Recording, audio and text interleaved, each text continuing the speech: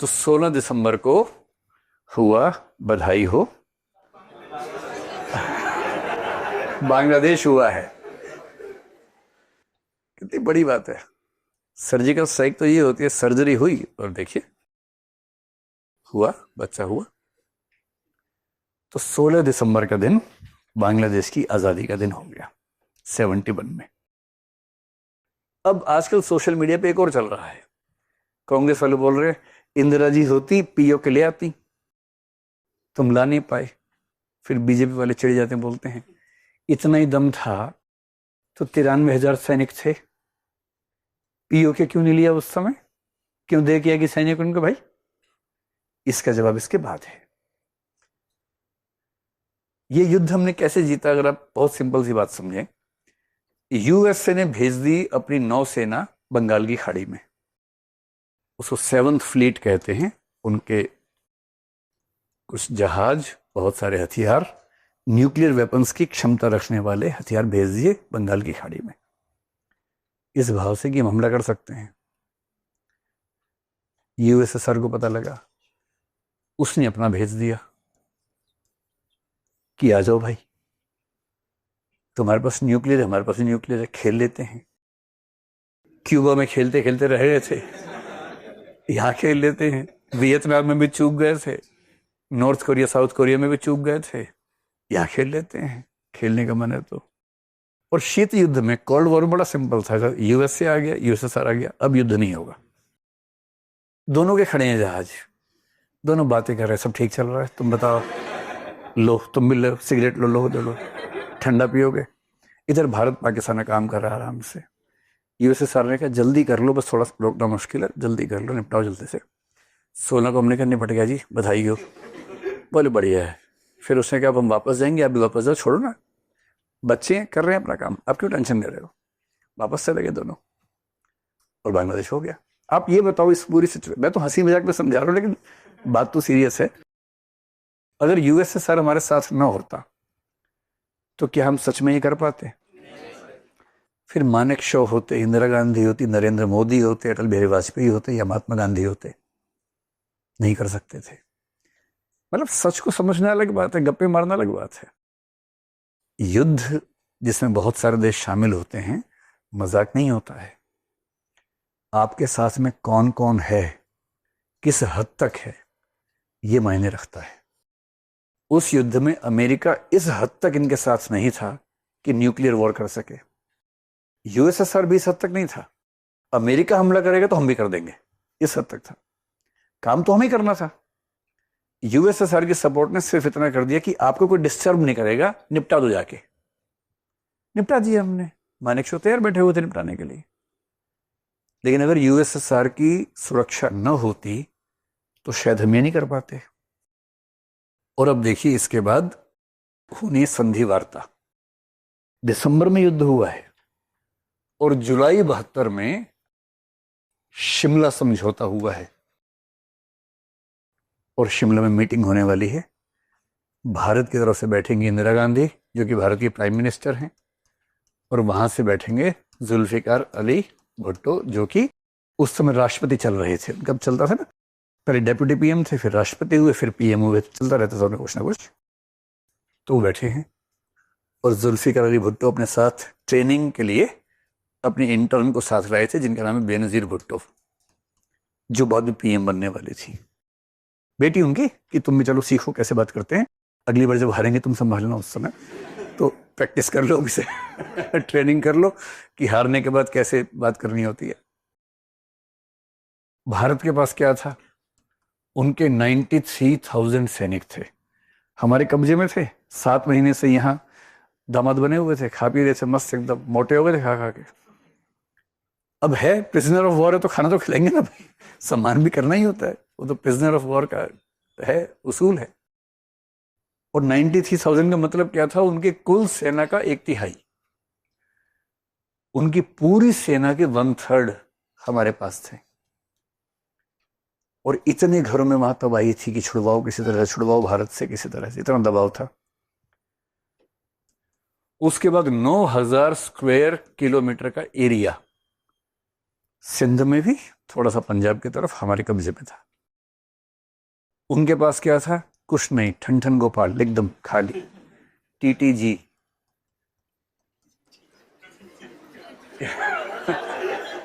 इसके full form समझ रहे हैं ना? ठन ठन गोपाल, कुछ नहीं, खाली एकदम।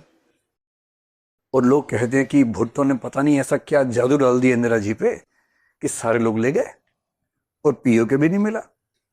और इधर वाले लोग क्या बोल रहे थे? इंदिरा जी पीओ के तो ले ही लेना, बलूचिस्तान में ट्राई करना। वो तो मूड में थे, उनको लग रहा है युद्ध जीते तो हम कुछ भी कर लेंगे। तो पीओ के को लेके बात थी कि पीओ के लेना है, हमारा इलाका है, पाकिस्तानी कब्जे में है।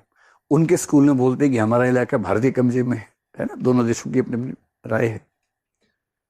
इंदिरा गांधी वहां बात कर रही हैं। अब बात सबको दिख रही है, ये नहीं दिख रहा कि पीछे क्या चल रहा है। यूएसएसआर ने इंदिरा जी से कहा है अब और सपोर्ट नहीं कर पाएंगे, एक बड़ा युद्ध हो चुका है, अब एस्केलेट नहीं करना है, डी एस्केलेट, जो आपने इस बीच में खूब सुना होगा ना। ये सीधा मैसेज था यूएसएसआर से। उसने कहा देखिए स्थितियां बदल गई हैं। 71 में क्या था? रिफ्यूजी क्राइसिस था, अब नहीं है। दुनिया के पास आपके साथ खड़े होने की एक वजह थी, रिफ्यूजियों के ह्यूमन राइट्स। अब तो कोई रिफ्यूजी है नहीं, जो हैं आपके पास है वापस जा रहे हैं। इकोनॉमिक क्राइसिस आपके देश में चल ही रहा है। पश्चिम बंगाल में एक पॉपुलर डिमांड थी, लोग चाह रहे थे कि भारत आए, हमें आजाद करे। पीओके में there is no popular demand. POK में ऐसी कोई डिमांड नहीं है कि भारत के लोग जाएं और हमें आजाद कर दें। इसलिए ये आपका आक्रमण ही माना जाएगा, एग्रेशन ही माना जाएगा। फिर पीओके की जो बनावट है, जो ज्योग्राफी है, जो टेरेन है, वो टेरेन ऐसा है जो डिफेंडर के पक्ष में जाता है, ना कि अटैकर के पक्ष में जाता है।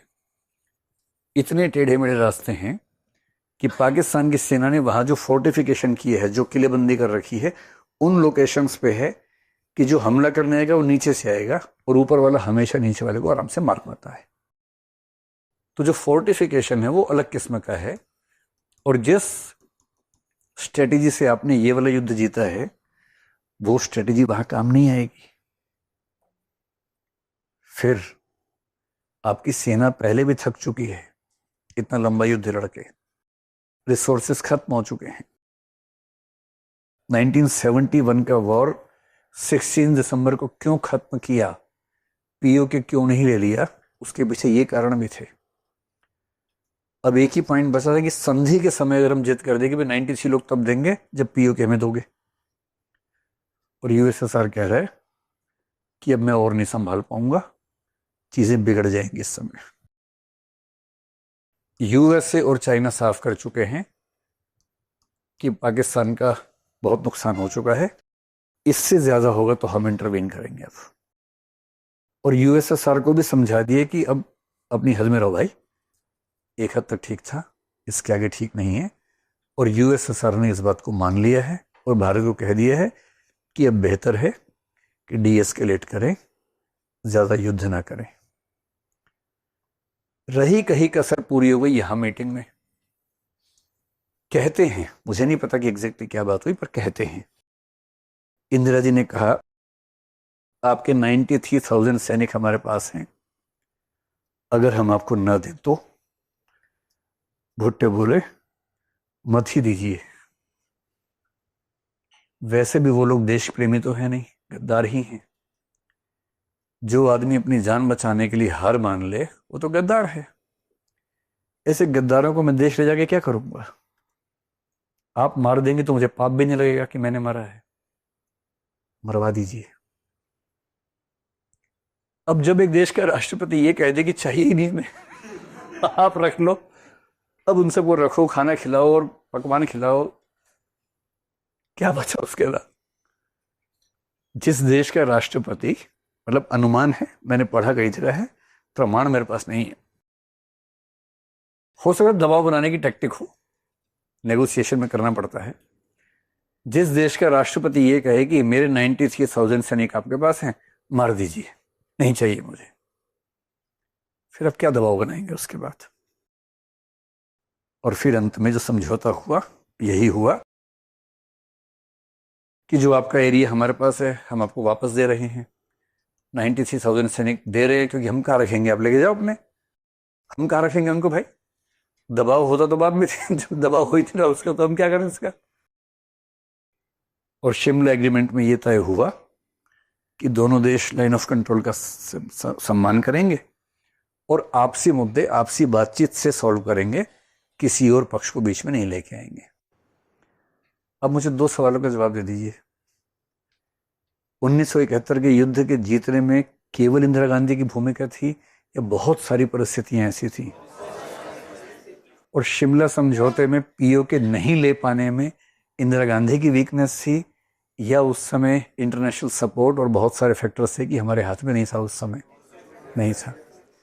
इसलिए ऐसी बात नहीं करनी है कि वो होती तो पीओके आ जाता, ये होते तो बलूचिस्तान भी आ जाता। ये सब नहीं करना है, ये बच्चों वाली बातें हैं। 1971 में इतनी करारी हार होने के बाद पाकिस्तान समझ गया कि इस सब से बात नहीं बनेगी। फिर वहां आगे जनरल जिया उल हक, लगभग 10-11 साल तक वहां के शासक रहे। पाकिस्तान के इस्लामीकरण में सबसे बड़ी भूमिका उनकी थी और उन्होंने बहुत प्रसिद्ध मुहावरे कहे। एक मुहावरा यह है कि भारत को हजारों ऐसे कट्स लगाएंगे कि ब्लीड करता रहे हर जगह से। अब स्ट्रेटेजी बदल गई, अब युद्ध नहीं करना है, अब वूंड्स देने हैं, कट लगाने हैं, घाव करने हैं। और घाव करने के लिए युद्ध कौन लड़ता है? और 1980s से कहते हैं कि अप्रोच चेंज हुई, अब युद्ध नहीं, अब होंगे प्रॉक्सी वॉर। क्योंकि युद्ध में इतना खर्चा होता है कि मूर्खता है। आपको लगता है कि युद्ध बहुत आसान है, भारत क्यों पीछे हट गया, अचानक क्यों बंद हो गया? लोगों को बड़ा, जो पबजी खेलने वाले उनको लग रहा था कि यहां हो ही जाए काम, आदत पबजी खेलने की है। ऐसे ऐसे प्यारे बच्चे हैं, आईपीएल का एक ओवर देखते थे फिर युद्ध देखते थे। इधर क्या हुआ युद्ध में, आईपीएल से देखो सेंचुरी लगने वाली है, आईपीएल युद्ध, आईपीएल युद्ध। ऐसी जनता है, उन्हें युद्ध पबजी लग रहा है कि मजा आ रहा है, मजा आ रहा है। और टीवी चैनल्स वाले वीडियो क्लिप दिखा दिखा के बता रहे हैं इस्लामाबाद भी हमारा हो गया, लाहौर भी हमारा हो गया, वाह। और कराची तो हो ही गया है, कराची का तो बोर्ड हमारा हो गया। और पाकिस्तान वाले मजाक बना रहे कि देखो मौत का नंगा नाच हो रहा है यहाँ पर, वो डांस करके दिखा रहे कि देखो मौत का नंगा नाच, भारतीय चैनल्स पे दिखा रहे हैं। एक तो मीडिया इतना क्या बोले उसके लिए। युद्ध बहुत महंगा सौदा है, बेवकूफी युद्ध करना। 1955 में अमेरिका को बहुत धौंस हो गई एक बार। अमेरिका बहुत ताकतवर देश था भाई। सेकेंड वर्ल्ड वॉर में 1945 में परमाणु बम उसी ने मारे थे जापान पे। दुनिया भर में धाक थी कि परमाणु बम वाला देश है। फिर यूएसएसआर ने बना ली तो धाक बराबर हो गई। अब अमेरिका को एक बार वियतनाम से दुश्मनी हो गई। वियतनाम के अंदर अमेरिकी समर्थक और यूएसएसआर समर्थकों में झड़प हो गई और ऐसा लगने लगा कि वियतनाम यूएसएसआर की लॉबी में जा सकता है। तो यूएसएसआर की लॉबी में ना जाए इसलिए अमेरिका ने हमला कर दिया उसके ऊपर। 1955 में हमला किया ये सोच के कि वियतनाम छोटा सा देश तो है। 1975 में अमेरिका हार के निकला वहां से। दुनिया का सबसे ताकतवर देश 20 साल तक वियतनाम से लड़ता रहा, अंत में हार के निकला। क्योंकि दुनिया कह रही है अमेरिका वियतनाम युद्ध, पर पर्दे के पीछे वियतनाम नहीं यूएसएसआर है। अब अमेरिका क्या करे? अमेरिका के 58-60 हजार सैनिक मरे उस युद्ध में। पूरे अमेरिका में विरोध हो गया सरकारों का कि इसलिए तो हमारे बच्चे नहीं है कि आप वहां जाके मरवाओगे उनको भाई। ये होती युद्धों की कीमत। रशिया को लगा कि यूक्रेन तो छोटा सा, पी जाऊंगा उसको 4-5 दिन में। 2022 की बात है ना, 2022 में फरवरी महीने में यूक्रेन पे चढ़ गया। अब इंटरेस्टिंग बात, मेरे एक रिश्तेदार, बहुत नजदीकी रिश्तेदार, यूक्रेन की राजधानी में रहते थे उस समय, कीव में। युद्ध हुआ तो बोले कि सच में हो रहा है कि मजाक चल रहा है। मैंने कहा भाई हो तो सच में रहा है, पुतिन का भरोसा नहीं। तो बोले हम निकल जाएं। मैंने निकल ही जाओ। तो थोड़ा उन्होंने देर की, कुछ लोग आ गए कुछ नहीं है। तो फिर भारत सरकार ने जब ऑपरेशन चलाया ना, फिर उसमें वो आए। तो मुझसे एक बार बात चल रही थी मजाक में कि सामान वामान तो कैसे ला पाएंगे। मैंने कहा सामान मत लाइए, एक आध महीने की बात है, वापस जाएंगे आप। बस ये कि आपके एड्रेस के अंत में यूक्रेन नहीं रशिया लिखा होगा, इतना ही अंतर है बस। की भी रहेगा, कॉलोनी वॉलोनी सब वही रहेगी, अंत में रशिया लिखा हुआ, इतना ही अंतर है। एक आध महीने की बात है, छुट्टी भारत में मना लीजिए, फिर अपने नए देश में चले जाना। मेरा अनुमान था एक आध महीने में निपट ही जाएगा भाई। रूस के पास 5,000 न्यूक्लियर वेपन्स हैं, इसके पास क्या, यूक्रेन के पास नाटो का मेंबर भी नहीं बन पाया था अब तक। तो मैंने भी अपनी कॉमन सेंस सोचा कि एक महीना मैक्सिमम। 3.5 साल हो चुके हैं, युद्ध खत्म नहीं हो रहा, और लोग कह रहे हैं कुछ भी कहो जेलेंस्की में दम तो बहुत है, अकेला भिड़ गया है। यही है ना जेलेंस्की, कि जेलेंस्की में दम तो बहुत है, अकेला भिड़ गया ट्रंप के साथ, मानना पड़ेगा। अकेला नहीं है, उसको पता है कि मेरे पीछे पूरा यूरोप बैठा हुआ है। ये युद्ध रूस और यूक्रेन का नहीं है, रूस और नेटो का है। अब अमेरिका पीछे हट रहा है तो रूस और यूरोप का युद्ध है, पूरा वेस्टर्न यूरोप। वरना 3.5 साल तक जितना खर्चा हुआ है, इतना खर्चा यूक्रेन सोच भी नहीं सकता करने का। तो जो युद्ध आपको दिखता है ना कि ये तो भारत पाकिस्तान युद्ध है, ऐसा नहीं होता है। भारत के पीछे कितने देश हैं, पाकिस्तान के पीछे कितने देश हैं, किस हद तक साथ में हैं।